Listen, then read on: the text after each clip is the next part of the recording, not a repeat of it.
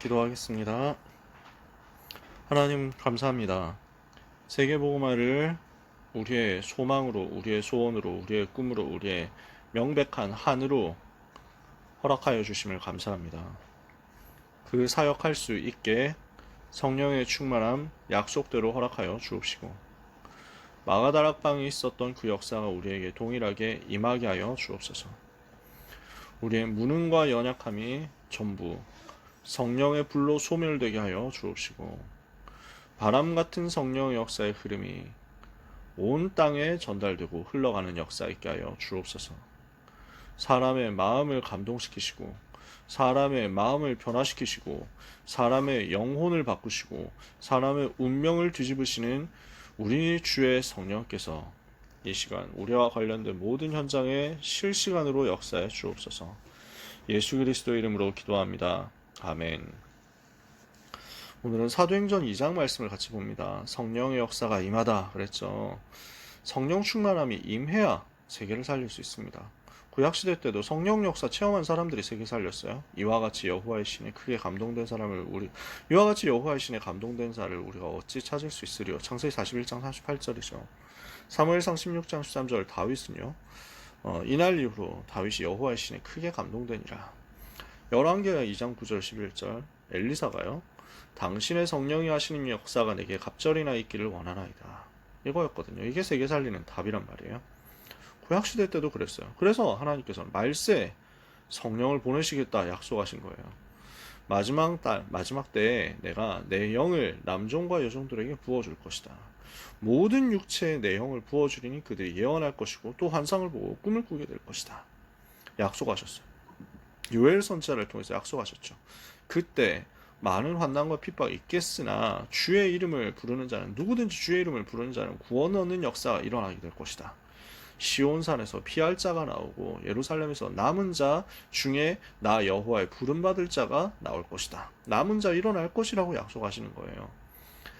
구원받는 역사, 남은 자 일어나는 역사는 언제 임하느냐?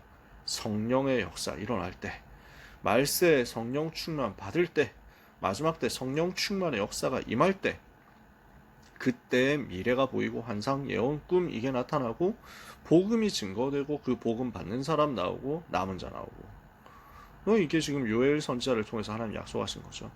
우리 주님께서도 성령 보내시겠다 약속하셨어요. 이번 주 강단 메시지이기도 하죠. 요한복음 14장 16절에 내가 아버지께 구하겠으니 그가 또 다른 보혜사를 너희에게 주사 영원토록 너희와 함께 있게 하실 것이다. 요한복음 16장 7절에서 14절에 보면은 내가 가지 않으면 보혜사가 너희에게로 오시지 않겠지만 내가 가면 보혜사를 너희에게로 보낼 것이다. 그가 너희를 진리 가운데로 인도하시고 장래일을 보일 것이다. 요한복음 20장 22절에는요. 숨을 내쉬면서 부활하신 주님이 제자들이 나타나셔서 숨을 내쉬면서 성령을 받으라. 이게 우리 주님이 하신 약속의 말씀이죠. 그래서 마지막 때 약속 주셨잖아요. 승천하시기 직전에 또 약속하셨잖아요. 예루살렘을 떠나지 말고 내게서 들은 바 아버지의 약속하신 것을 기다려라. 요한은 물로 세례를 베풀었으나 너희는 몇 날이 못되어 성령으로 세례를 받을 것이다. 약속하신 성령의 충만함을 그래서 기도로 기다리라는 거예요. 그럼 어떻게 됩니까? 오직 성령이 임하시면 권능받고 예루살렘, 유다, 사마리아 땅끝까지 이르러 그리스도의 증인되는 시간표가 올 거란 말이에요. 그래서 우리는 반드시 성령 충만 달라고 기도해야 되겠습니다. 성령이 임하셔야 현장이 변화됩니다. 성령이 역사하셔야 흐름이 바뀝니다. 내가 어떻게 복음 전하냐 싶죠? 성령 충만 받으면 내가 변화되고 현장도 변화됩니다. 하나님이 사람의 마음을 감동시키시고 묵은 땅을 기경하는 역사가 마음밭에 일어나게 하시고 의를 비처럼 내리셔서 하나님이 주시는 열매가 맺어지도록 그 땅이 변화되게 하십니다. 사람의 마음을 감동시키시는 분이 성령이시란 말이에요. 기도했지만요. 그래서 완악한 시대, 완악한 사람들 속에 우리가 살아갑니다. 어떻게 복음 전합니까? 주여 성령의 충만함 주시옵소서. 이렇게 초대교회 성도들이 언약 잡고 기도한 거예요. 그랬더니 성령 충만함이 실제로 임했죠. 어떻게 했습니까?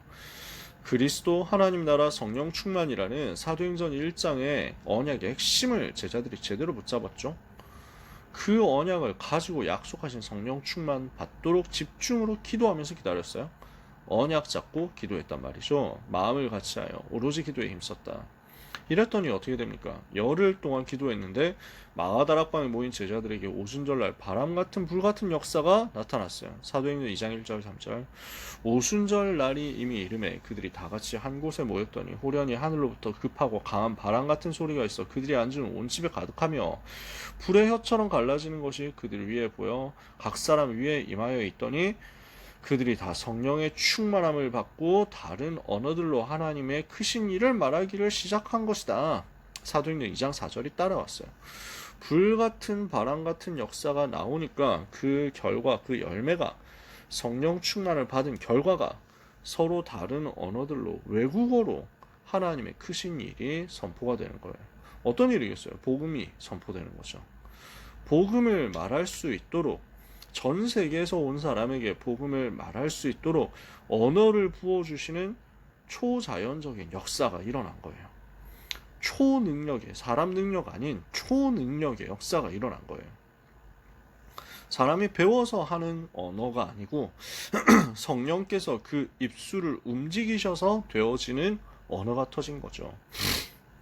우리에게 성령 충만 임하면 권능이 나타나고 그 권능으로 말미암은 증거는 각 현장의 복음 전하기에 딱 가장 좋은 형태로 드러날 겁니다. 그래서 두 번째요. 성령 충만 받은 제자들을 통해서 어떻게 돼요? 복음이 증거됐어요. 하나님의 의도, 하나님의 관심, 하나님의 목표는 이겁니다. 그죠? 어떻게 하면 복음 전할 것이냐. 이렇게 성령 충만 받아서 외국어로 복음을 말하는 제자들을 본 사람들이 나왔는데 이때가 유대인의 큰 명절인 오순절이잖아요. 수십만 명이 모여드는 상태거든요. 학자들에 따르면. 전 세계에서 몰려온 사람들이 광경을 보고 놀랐어요. 15개 지역과 나라 사람들이 모였어요. 여기에 베드로가 서서 정확한 복음을 선포한 거예요.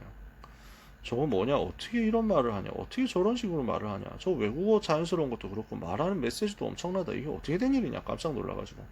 어떤 사람들은 저 술 취해서 그런 거 아니냐? 하고 조롱했습니다. 그랬더니 베드로가 일어나서 소리 높여서 얘기했습니다. 지금 일어나는 것은 술 취해서 하는 것이 아니다.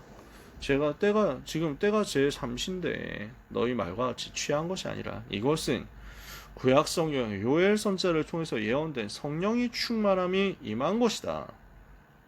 마지막 때 모든 육체에 내 영을 부어주겠다고 하셨고 남녀 종들에게 물 붓듯이 성령을 부으리라고 하셨는데 그 성령 받으면은 예언할 것이고 너희 자녀들이 예언할 것이고 너희 젊은이 환상을 보고 너희 늙은이들 꿈을 꿀 것이라고 했는데 그 말씀이 지금 성취되어서 하나님의 위대한 일이 우리의 입술을 통해서 고백되는 것이다. 그러면 이 성령 충만이 어떻게 우리에게 임했느냐? 두 번째 얘기를 합니다.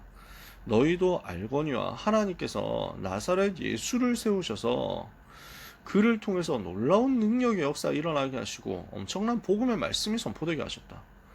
그런데 아무 죄 없는 그분을 유대 종교 지도자들이 로마 사람들과 합세해가지고 십자가에 못 박아 죽인 것이다. 그러나 그분은 성경에 예언된 대로 부활하셨다. 그가 사망에게 매여 있을 수 없었습니다. 이유가 뭐냐? 시편 16편에 우리 조상 다윗의 입을 통해서 성령이 말씀하신 대로 주의 거룩한 자, 기름 부음 받은 자는 무덤에서 썩음을 당하지 아니하리라 한 그 말씀이 성취된 것이다. 그래서 죽으신 그분이 부활하셨고 우리가 이 일의 증인이고 그 이름으로 기도했더니 우리에게 이와 같이 성령이 임하시고 역사하신 것이다. 그러므로 그래서 마지막 결론 나오죠. 그런즉 이스라엘 온 집은 정령 알지니 너희가 십자가에 못 박은 이 예수를 하나님이 주와 그리스도가 되게 하셨느니라. 십자가에서 죽으시고 부활하신 예수님이 바로 주요 그리스도시다 하고 증거한 거예요. 이게 초대교회의 메시지였어요. 예수님은 십자가에서 죽으시고 부활하셨다. 그분이 바로 그리스도시다. 예수는 주 퀴리오스시요. 예수는 그리스도시다. 이걸 계속 증거한 거예요. 이게 베드로 메시지의 핵심이에요. 정확하게 전했죠. 그러니까 이 말을 듣고 많은 사람들이 마음에 찔려가지고 그러면 우리가 어떻게 해야 되겠냐. 그랬더니 베드로가 너희가 회개하고 예수 그리스도 이름으로 세례를 받아라. 그리하면 너희에게 유쾌하게 되는 날이 임할 것이고 너희에게도 우리에게 임한 것과 같은 성령께서 임하시는 역사가 일어나게 될 것이다. 이 약속은 너희뿐만 아니라 우리뿐만 아니라 너희와 너희 자손 그리고 모든 먼데 있는 사람 곧 주 우리 하나님이 얼마든지 부르시는 모든 사람에게 하신 것이라. 이렇게 설명하죠. 이렇게 복음을 전하고 영접을 초청하는 거예요. 또 여러 말로 권하여 너희가 이 패역한 세대에서 구원을 받으라 하고 메시지를 전달하니까 이 말을 들은 사람들은 그날에 세례를 받았는데 이날의 제자의 수가 3천이나 더하더라. 이렇게 증거 나타난 겁니다. 그랬더니 3천 제자 중심으로 해서 무슨 일 벌어집니까? 지역마다 세 번째 말씀운동이 일어나고 현장 변화되기 시작한 거예요. 성도들이 사도의 가르침을 받아 교제하고 떡을 떼며 오로지 기도에 힘썼다. 이런 집중의 역사가 나타났어요. 말씀이 계속 선포된 거죠. 그리고 포럼하는 거죠. 그리고 성찬식 하면서 복음 확인하는 거죠. 그리고 합심해서 기도하면서 완전 기도 집중했어요. 이랬더니 사도들을 통해서 표적과 기사가 계속 나타나고 믿는 사람들은 서로 공동체가 되어가지고 자기 물건을 자기 것이라고 주장하지 않고 서로의 필요를 따라서 다 나눠주면 물건을 전부 통용했다. 왜 그렇습니까? 사회생활이 안 돼서 그래요. 예수 믿는 다음 사회생활 추방이니까 경제활동이 안 돼요. 그러니까 다 굶어 죽어야 되는데 하나님께서 기적으로 역사하셨어요. 서로가 서로의 필요를 다 채우도록 말이죠. 날마다 성전에서 모이고 날마다 집에서 모이면서 성전에서 모여 기쁨과 순전한 마음으로 음식을 먹고 하나님을 찬미하며 또 온 백성에게 칭송을 받았다. 날마다 성전에서 모여서 예배하고 기도하고 날마다 흩어지며 현장에서 집에서 모여서 하나님을 찬미하고 이렇게 하니까 온 백성이 칭송을 받고 날마다 주께서 구원받는 사람을 이 초대교회에 더하게 하셨다. 지금 현장 변화된 거예요. 오늘 여기에 나타난 사도행전 2장에 나타난 이 응답이 우리에게 임할 것이고 임해야만 됩니다. 그래야 세계복음을 할 수 있습니다. 사도행전 2장에 나타난 이 역사가 꼭 3,000명이어야 되느냐? 그 말은 아니에요. 꼭 대단한 기적이 일어나고 꼭 외국어가 터져야 되냐? 그렇지 않아요. 근데 사도행전 2장의 응답은 반드시 우리에게 약속된 것이고 하나님이 우리에게 주실 일이고 그 응답이 있어야만 가능하다. 그래서 결론해 보세요. 우리에게 바로 이 성령 충만함이 필요하다는 거예요. 왜냐? 현장 변화시키고 세상 살린 역사는 성령으로만 가능하거든요.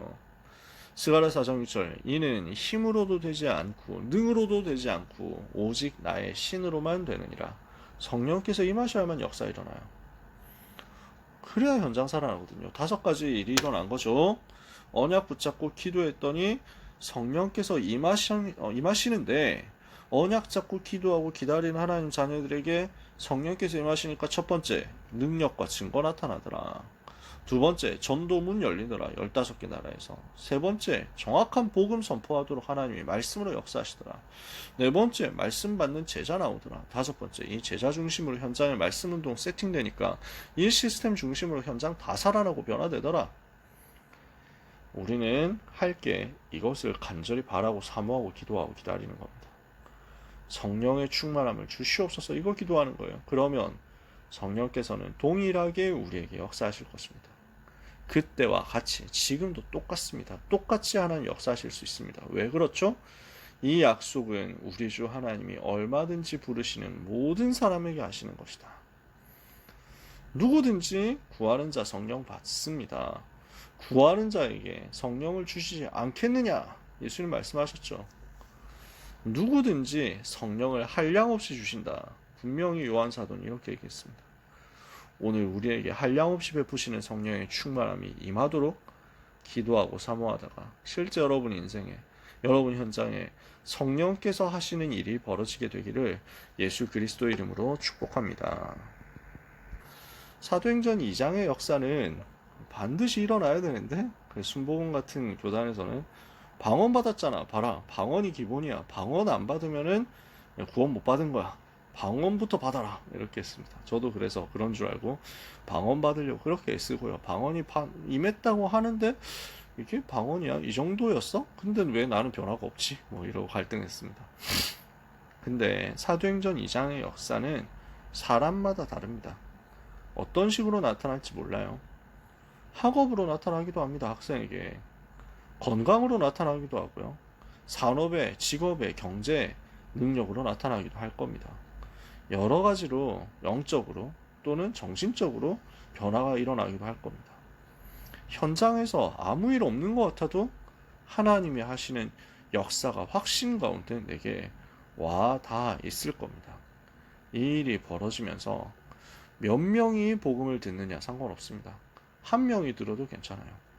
3천 명이 들을 수도 있고 한 명이 들을 수도 있습니다. 요 사도행전 2장의 이 순서대로 나에게 오기만 한다면 됩니다. 하나님 내게 성령 역사 주옵소서. 전도문 열리게 하옵소서. 정확한 복음의 말씀 전하게 해주옵소서. 예비된 제자를 만나게 하옵소서. 이 제자와 함께 현장 변화시키는 다락방 하게 해주옵소서. 이 기도는 하나님이 원하시는 기도입니다. 그리고 이 기도는 하는 사람 반드시 응답받게 될 겁니다. 그 축복 체험하게 되시기를 다시 한번 예수님 이름으로 축복합니다. 기도하겠습니다. 하나님, 우리에게 지금도 동일하게 역사하시는 성령 하나님의 그 인도와 역사를 믿고 의지하며 주님을 바라봅니다. 기도하오니 약속하신 대로 성령의 충만함을 주시옵소서. 내가 변화되고 현장이 변화되고 세상이 변화되는 역사가 일어나게 하여 주시옵소서. 모든 어두운 권세 무너지고 어둠에 잡혀있는 영혼들이 살아나는 축복된 말씀 운동 응답받게 하여 주옵소서. 예수 그리스도 이름으로 기도합니다. 아멘.